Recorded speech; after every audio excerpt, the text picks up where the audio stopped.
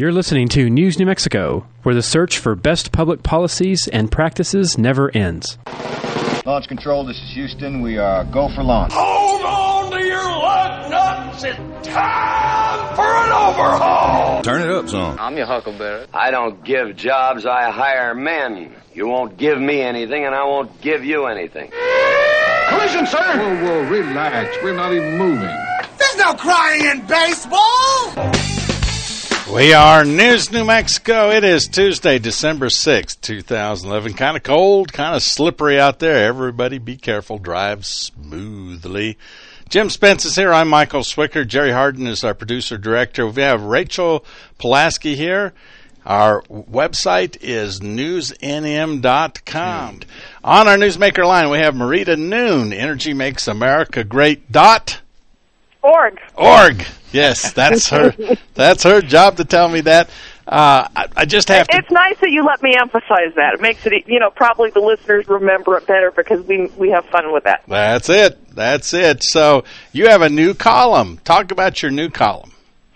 Funny thing about that, I have a new column. I had intended to write my column this week on the Durban Climate Change Conference and what all is going on there. However, Thursday I got a notice, and we talked about this a little bit Friday on your show, that the Fish and Wildlife Service announced that they were delaying the decision regarding the Sand Dune Lizard. Now, your regular listeners know that that's something that I have spent a lot of time on this year in 2011. Much of my efforts have gone toward trying to fight the proposed listing of the Sand Dune Lizard as an endangered species. So when that news came out, for me, it was clear that's what I was going to write about this weekend. And I like to look at this particular delay in the decision as a little bit of a victory for the public, for all the people that have shown up at rallies, that have gone to hearings, that have gone online and sent in public comment. That last week when I sent out an announcement that they called Ken Salazar, and I know many, many did, and that instead of coming out and immediately listing this critter as an endangered species, they have now delayed the decision. In fact, the environmental side of the coin is quite upset about this decision, which helps me to know it was a good decision. But we're just talking habitat here. There's a distinction between the critter itself and the habitat, right?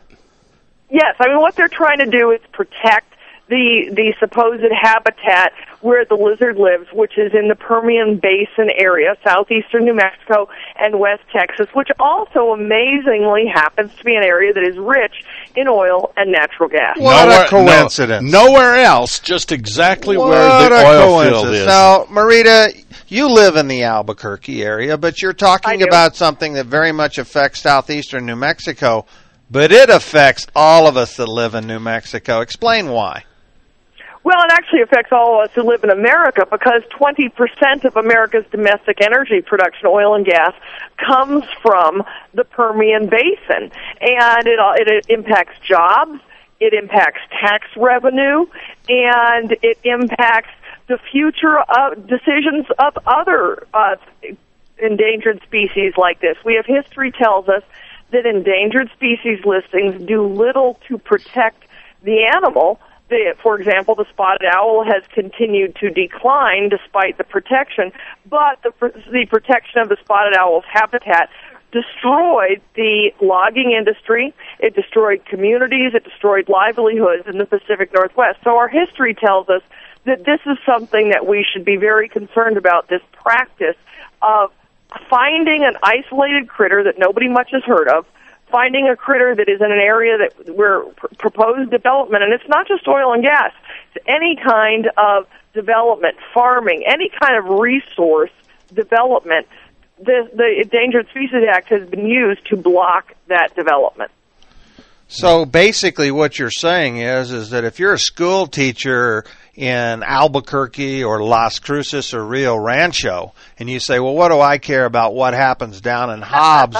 The bottom line is it might cost you your job if the radical environmentalists try to protect this little critter that is pretty much everywhere. Well, yes, if you're a teacher, it could cost you your job anywhere in the state of New Mexico because much of school funding in this state comes from the royalties that are brought about because of oil and gas extraction in the state. But additionally to the funding for schools going down, if the Sand Dune Lizard is listed, the potential is there for those economies of the southeastern part of the state to really just fold up and become ghost towns. And so therefore, it's not just the teachers who will lose their jobs in those areas, it's everyone who will lose their jobs. Marita Noon, EnergyMakesAmericaGreat.org. We're going to have more with Marita. Remember, this did happen to the people with the spotted owl, and those communities did just blow away. Now progress is achieved by scientists falling in line and keeping their doubts to themselves. Why? Otherwise they are like Holocaust deniers. In what way is that remotely similar? Because people who disagree about global warming are bad. How do you know? Al Gore said so. Is he an authentic climate scientist? Even better, he's a politician. Oh. He also got a Nobel Prize. For science? No, for making a movie. Oh. We are News New Mexico. It's Tuesday, December 6th. Jim Spence here. I'm Michael Swickard. Rachel Pulaski's here. We're talking with Marita Noon, EnergyMakesAmericaGreat.org. You know, Marita, what I noticed the most about last night and the low temperatures in New Mexico? We're not warming? No, it's that our energy producers kept us safe and warm last night for the most part. The power did not go out, and you don't normally think about it, but hey, that's the time we need our energy producers, and anything that disrupts them is not good when it's 15 degrees or 10 degrees out there. Well, since you played that little clip talking about global warming and Al Gore, but as a lead-in to me, I want to tell you, I put on my Facebook page last night, it's 0 degrees Fahrenheit at my house. Once again, I find myself praying for global warming. Marita, I finished your book over the weekend, Energy Freedom. Fantastic book. You can get it on Amazon and a lot of different places. In fact, we should put a link on our. We have a link to EnergyMakesAmericaGreat.org, but I may actually put a link directly so that people who want to buy this book can buy it. And I'm not getting paid any royalties from you, so I mean this sincerely.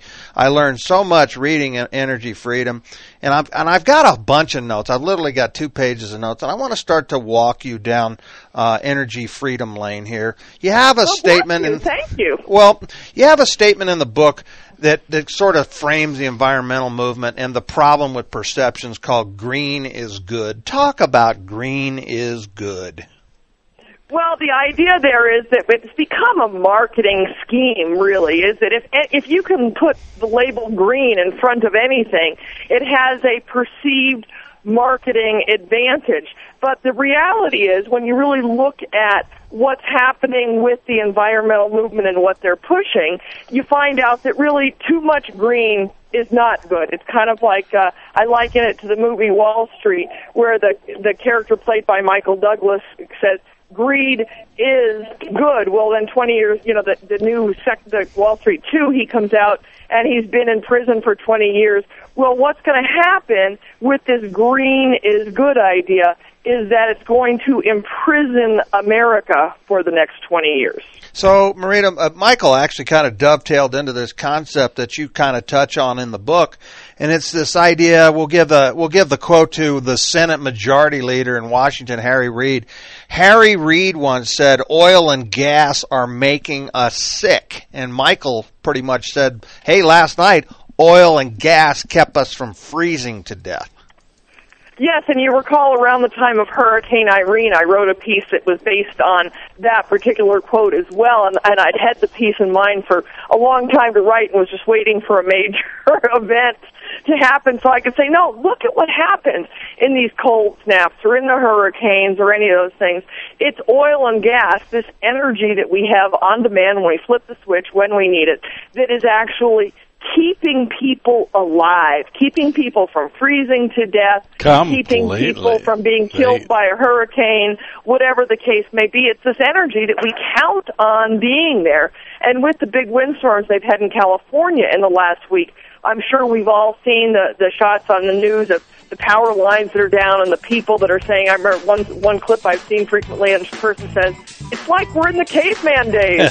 It is when, last February in New Mexico, we went into the cave, the cold cave, first week of February. We are News New Mexico. More with Marita's